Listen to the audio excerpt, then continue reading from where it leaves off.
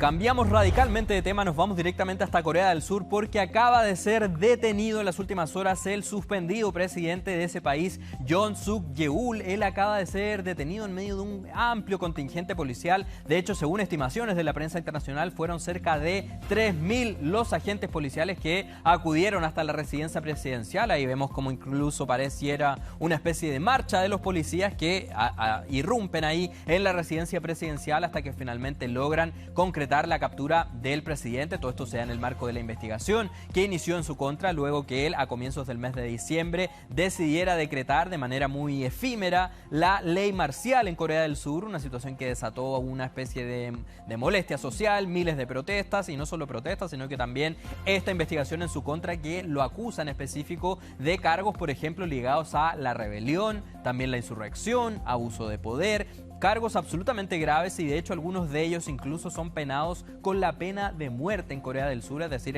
incluso el presidente que está suspendido en este momento podría incluso tener que enfrentar la pena de muerte. Eso es algo que vamos a ver conforme se va desarrollando la investigación, pero por lo pronto lo que ya se conoce es que fue detenido en las últimas horas, y también se conoce que minutos antes de ser detenido por la policía graba un video el presidente Yoon Suk-yeol donde él afirma que se va a entregar a la policía, va a prestar declaración finalmente, pero él califica esta situación de ilegal. De hecho dice que es algo absolutamente deplorable que lo sometan de cierta manera a este tipo de humillación, así que es parte del mensaje con el cual finalmente el presidente de Corea del Sur se rinde de cierta manera al verse rodeado ahí por este amplio contingente policial. Y de hecho, según reportan algunos medios internacionales, estos policías incluso habrían irrumpido en la mansión teniendo que prácticamente saltar algunas de las rejas, saltar barreras. Es decir, fue una situación ahí de mucha tensión la que se acaba de vivir en las últimas horas en Corea del Sur, y esta detención en específico produjo rápidamente la reacción de la sociedad. Hubo gente que salió a las calles a manifestarse a favor del presidente. Ahí tenemos las imágenes precisamente de lo que han sido esas protestas. Se manifiestan a favor del presidente, puesto que dicen que toda esta situación de su captura, de su detención, de la investigación en su contra, sería algo para tratar de sacarlo del camino finalmente, una situación política, pero la verdad es que en este momento el apoyo popular que tiene el presidente Yoon Suk-yeol es muy bajo, muy escaso, y así que es finalmente entonces la situación que se registra en las últimas horas en ese país de Asia.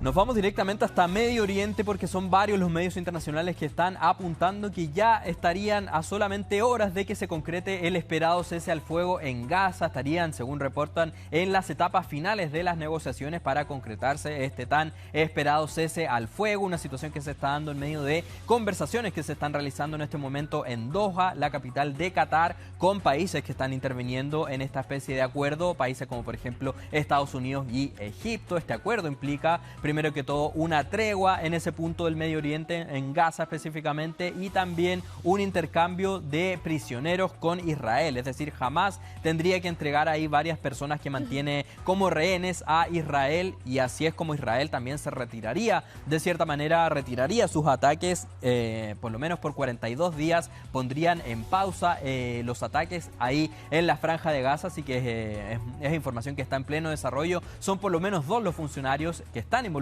en estas negociaciones que dicen que Hamás ya habría aceptado el borrador preliminar para este acuerdo, así que veremos qué es lo que ocurre en las próximas horas, y es por eso que varios agentes que están involucrados en esta negociación tan importante dicen que incluso de aquí al fin de semana ya podría existir un cese al fuego en Gaza, y es esa situación lo que ha generado muchísima ilusión, sobre todo en las personas que están involucradas en este conflicto, un conflicto absolutamente mortífero. De hecho, según estimaciones, se estima que son por lo menos 46.000 las personas de Palestina que han perdido la vida en medio de este conflicto ahí en la franja de Gaza, con varios otros muertos también por parte de Israel. Es decir, en ambos lados hay personas fallecidas, pero sin duda han muerto más personas palestinas en este caso. Así que es un conflicto muy complejo, que hay una luz de esperanza en este momento ahí al final del camino, y que podría existir la posibilidad de este cese al fuego.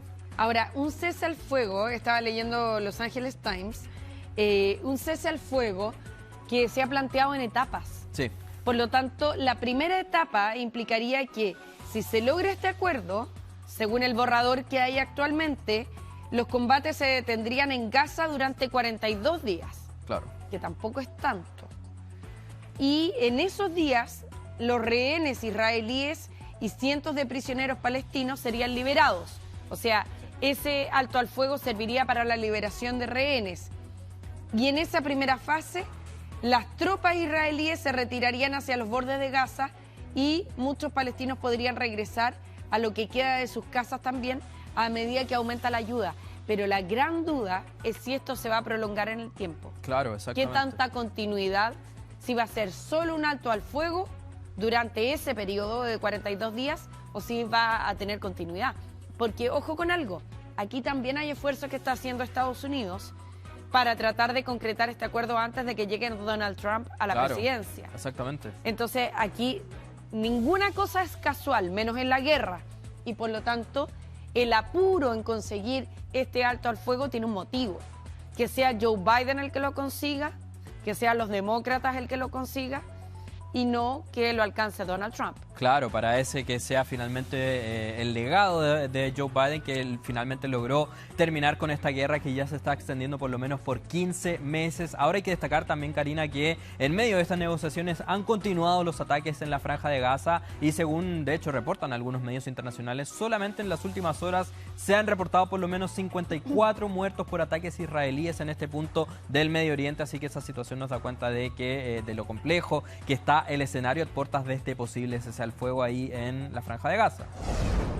Nos vamos directamente hasta Brasil, específicamente a Río de Janeiro, con esta imagen absolutamente insólita que se registró. Este hombre que está ahí encerrado con ese círculo rojo, se trata de un turista chileno que decide saltar desde la azotea de un hotel, específicamente desde el piso 39, obviamente provisto con un paracaídas. Decide protagonizar esta situación tan arriesgada, pero este hombre no tenía ningún tipo de permiso, nadie le había dado la autorización para que protagonice este salto tan arriesgado, pero aún así decide lanzarse al vacío prácticamente, aterriza de manera exitosa en la playa de Copacabana, pero al concretar el aterrizaje rápidamente es detenido por la policía y ahora va a tener que enfrentar a la justicia de Brasil por los delitos de exposición al riesgo. No solamente él se expuso al riesgo con esta maniobra, sino que también expuso al riesgo a los potenciales turistas que puede que hayan estado paseando por ese punto de Copacabana. Es bien interesante la figura, sí, porque lo que se sanciona también es el impacto que él puede tener en la comunidad.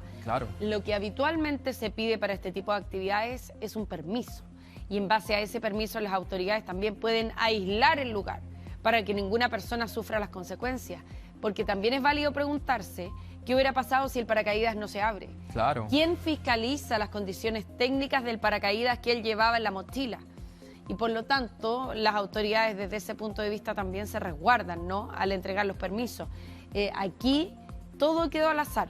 Sí. O sea, esta persona, si no se le abría el paracaídas, no solo enfrentaba la muerte, sino también caer con toda esa fuerza y esa velocidad sobre transeúntes que pudieran estar abajo, ¿no? Claro. Después de caer 40 pisos. Sí.